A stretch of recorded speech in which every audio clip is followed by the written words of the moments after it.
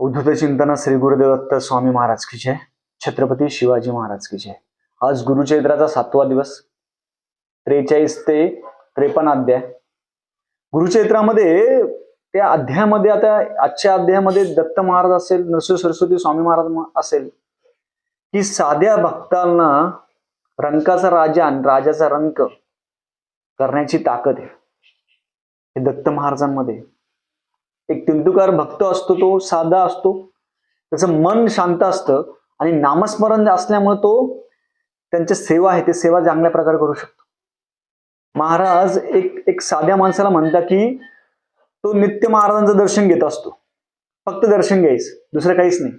महाराज म्हणतात तुझी इच्छा काय आहे? ते म्हणजे माझं शेत आहे ते चांगलं पिकावं.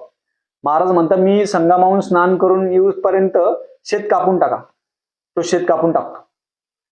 त्याला लोक घरचे खूप त्रास देतात तरी पण तो शेत कापतो. महाराज म्हणते मी फक्त गंमत केली, पण गुरुभक्ती आणि गुरुवर विश्वास निष्ठा ठेवून त्यांनी शेत कापल्यामुळे ते शेत आहे ते शतगुणी जास्त पटीने वाढलं. हा अर्थ आहे गुरुभक्तीचा. दुसरे महाराज जे म्हणतात, जो रंकाचा राजा आपण जे म्हटलो, एक साध्या व्यक्तीला महाराजांनी राजा करून टाकलं. त्यावेळेस महाराज म्हणतात की तू मागच्या जन्मी कोण होता, तू आठव. त्याला आठवतं आपण मागच्या जन्मी आपण साधा माणूस होतो.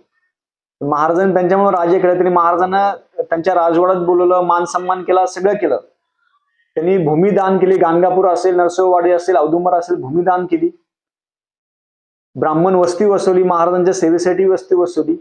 हे महाराज असतात. महाराज पूर्वजन्म पण आपल्याला आठवून देता की तुम्ही पूर्वजन्मात कोण होते. तुम्ही ह्या जन्मात राजा असेल पण तू मागच्या जन्मी तू साधा माणूस होता.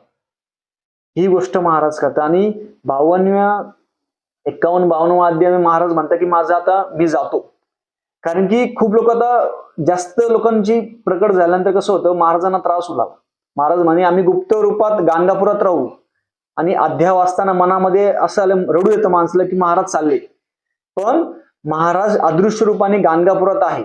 आपल्या मनात जर इच्छा असेल ना तर महाराज आपल्याला भेटतात. असं पण आपण गाणगापुरामध्ये गेलो तर आपल्याला वापस येताना मला तर रडू येतं, मला या वाटत नाही वापस. पण गाणगापुरामध्ये महाराज अजून पण आहे, फक्त आपली इच्छा पाहिजे.